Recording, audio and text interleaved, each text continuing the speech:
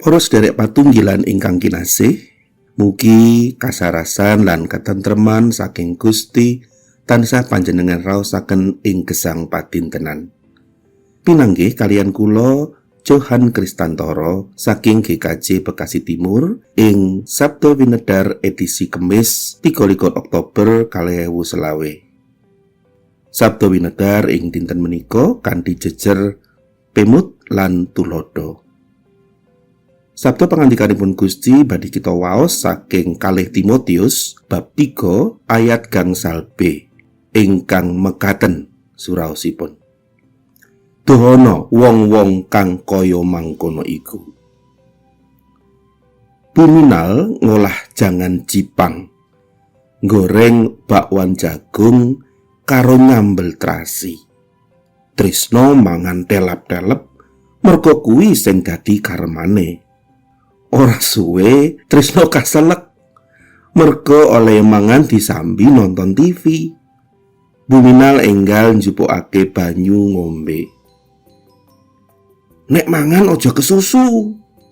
Dirasakno bakwan jagunge, jipange karo terasine supaya kowe uga bisa ngrasakake kangelane biyungmu ngolah iku mau kabeh kanggo kowe. Ora pantes nampa berkah Gusti Allah kok karo disambi. Ketok yen ora ana rasa syukur. Mengkono piwelinge Pak Wiryo.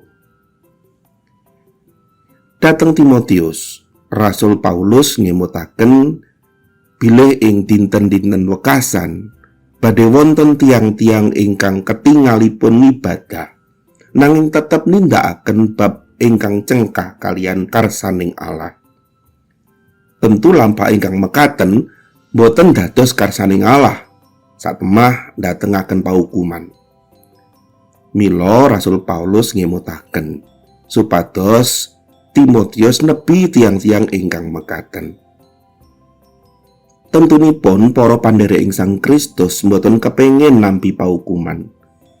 Supados gesangipun katebiaken saking bab-bab ingkang cengkah kalian karsaning Allah, manungsa kedah mbangun pakulinan, mangun turut dhateng Gusti Allah wiwit alit mila. Ingkang sepisan kados dene Rasul Paulus, tiyang sepuh kedah disiplin dados patuladan langkung rumiyin.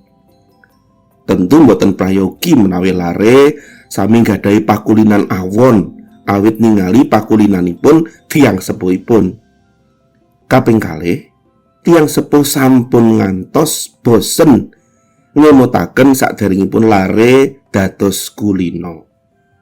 Kanthi mekaten, lare mboten badhe nganggep limrah pakulinanipun tiyang sanes. Kados to nedha kalian dolanan handphone lan ngucapaken tembung pisuhan. Kados dene Rasul Paulus neresnani Timotius, satemah boten lila menawi Timotius dawah ing dosa lan nampi paukumaning Allah. Mekaten ugi tiyang sepuh kedah temen budidaya njagi supados lare tansah gesang jumbuh kalian karsaning Allah kanthi boten bosen-bosen paring pemut lan tulodo.